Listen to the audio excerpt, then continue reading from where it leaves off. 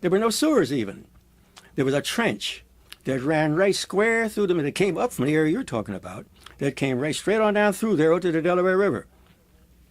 And that's where all the drain water and anything anybody would throw in, that's where it went out. Years later, the city moved in and lined it with cement. Then it was long after that, but now it's developing. Oh, it's something else now. Yeah. But that's what went on back in the very early, well, the late 20s, and during the 20s was when they lost out, and the early 30s, back down in there. Those people down there really well. I saw people that would make a home out of an abandoned chicken coop. The American stores had dumped some of the bodies, their trucks that were worn out, down in that area. People took them and made them into homes.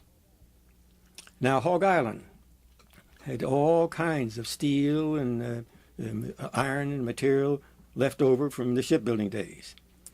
And the men up there in that lower section, down around 89th Street, 90th, 91st, and all down to what we call, what are now streets, all down, they've made up what they call Hoover carts.